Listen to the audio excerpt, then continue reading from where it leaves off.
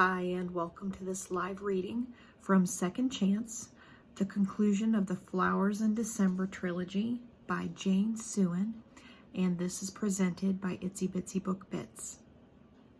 Chapter 1. She felt soft hairs brush against her leg a moment before Isabella leapt on the couch and joined her. "Well, Happy New Year to you too," said Marianne, her lips brushing the silky white hairs as she planted a kiss on the cat's head. Marianne had settled in for a few minutes of quiet time to write, curled up on the couch, a steaming mug of hot chocolate within easy reach on the table. Putting her pen and notebook aside, Marianne gave Isabella some love, rather some extra love, on this special day, as the cat nestled and carved out a snug spot next to her. She petted her cat, feeling the warmth of Isabella's small body and hearing the soft, contented purr. Marianne glanced at the resolutions she had scribbled on the pad. It helped to see it in writing, made it more real, accountable. She always started with her best intentions, but knew most of them would fall to the wayside long before the year was over. She'd learned a long time ago not to be too hard on herself, and to celebrate when she achieved just one thing, even if it was the smallest of goals. On the notepad, Marianne had written one word: love. Her grandfather had shown her the meaning of love after her father had died. Thinking of him brought a familiar ache to her heart. Grandpa Everett had passed almost 2 years ago. He had been the one person she loved more than anyone, since her father died when she was 6, and her mother remarried to Steve a few years later. Her stepfather. The thought of him, and that word, stepfather, repulsed her. He had forced Marianne to say it, call him Dad, and then he'd watch as she choked on it, spitting it out. Her mother never understood why Marianne was so stubborn, why her daughter wouldn't accept Dad. But Grandpa did. He understood and knew Marianne better than anyone. He practically raised her. Marianne had spent as much time with him as she could. He and Grandma lived in the same neighborhood and within easy walking distance, and Marianne would pass by their house on the way to the elementary school. She treasured the memories of those happy days. After school, Marianne would race to their front door, her skinny legs flying. She was always hungry right about this time, and they took care of her. Grandma made sure she had a snack, the homemade kind, not something you'd buy in a plastic wrapper to tear open. More often than not, it'd be a chewy cookie and a glass of milk. Grandma used to say, "Let's not spoil your appetite." When Marianne finished and wiped the crumbs off her face, Grandpa would be waiting in his favorite easy chair. They'd sit and chat for a while. He always wanted to know how her day went. Sometimes Grandma would join them or sit in her chair and knit. Sometimes Marianne stayed with them for an entire weekend visit. Marianne didn't mind homework, though they didn't call it work for nothing. Grandpa made sure she stayed on top of things and didn't slack off. His motto was homework first, so he'd make sure she did it. If she had questions, he was more than happy to help.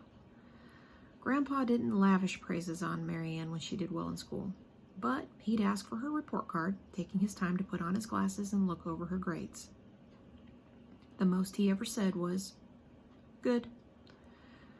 Once, Marianne overheard Grandpa talk about her, saying she was as smart as a whip, and she felt happy and all warm and wonderful inside. She smiled, remembering Grandpa. He was a tough old man, both outside and in, wiry and without an ounce of extra fat on his lean frame, and possessing a resilience born of survival through hard times. His parents struggled through the Great Depression, difficult times that almost tore apart the fabric of their family. They were proud folks and refused to take government handouts and avoided the shame of going on welfare. They didn't buy new clothes for a long time. Instead, his mother patched their worn-out clothing. The family lived mainly on soup and bread. His mother struck up an acquaintance with the butcher and bartered with him, taking in his laundry and doing some sewing in exchange for soup bones and occasional scraps of meat. Nothing was wasted. Old vegetables were never tossed away unless they were rotten. Odds and ends of veggies found their way into the soup. It'd simmer for hours on the stove, the delicious smell wafting in the air as his mother lifted the cover, adding scraps and stirring the mixture, mixing in seasonings and herbs to flavor the broth. Mary Ann loved to hear Grandpa's stories of the hardships they endured during those Great Depression years, and how they survived and grew closer through the experience. They lived through it, became stronger. She teared up, glancing at his picture, the frame propped on the table against the living room wall. Even in his 90s, Grandpa looked handsome. A head full of shocking white hair, a deeply lined face, and just a trace of a smile below stern, proud eyes. Chapter 2. The stark wintry scene was a reminder to dress warmly. Mary Ann pulled on a thermal shirt and tucked it into her jeans. The weather reporter warned of another storm brewing, with a snowfall of likely a foot or more. Walking out her door, she scrunched her face to gaze up at the sky. Dense gray clouds had blocked out the sun. She shivered, zipping up her jacket. The holidays had almost depleted her food supplies. Mary Ann needed to stock up and refill the pantry. She'd meant to go earlier, but the week had passed. A hankering for a bowl of hot soup and slow-cooked ingredients simmered for hours came to mind. She swallowed in anticipation. She wasn't up to cooking today. Mary Ann was ready for the winter to be over. The last few weeks had been bitter cold, the kind that cuts through, chilling to the bone. Yet she hadn't minded it too much as long as the sun was out. Now Mary Ann dreaded the approaching storm and the upheaval it would bring.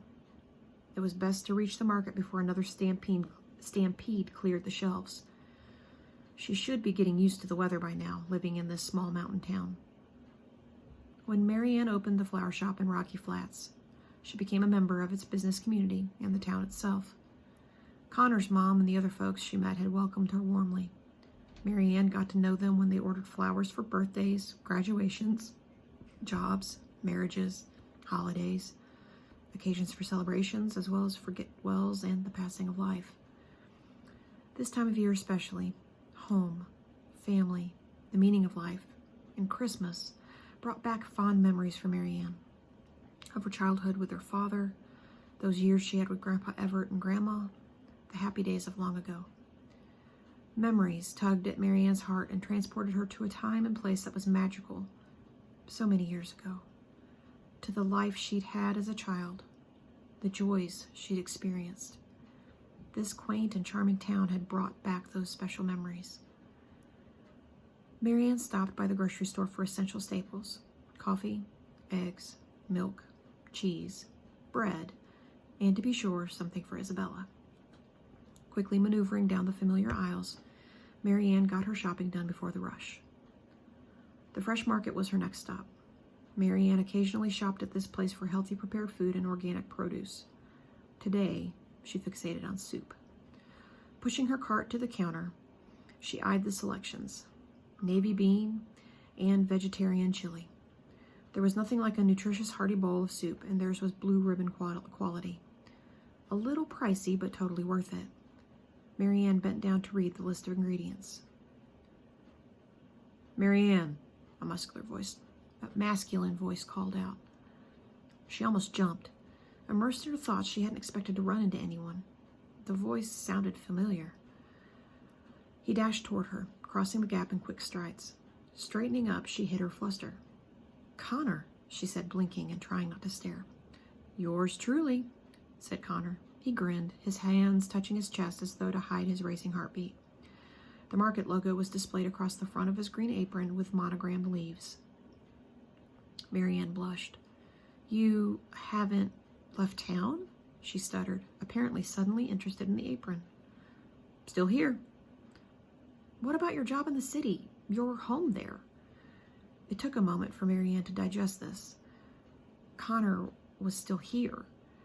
She had tried to push him out of sight and out of mind, yet here he was, beaming at her, in flesh and blood, and looking too darn good as her primal brain kicked in, taking instant notice. "I quit my job and moved back here."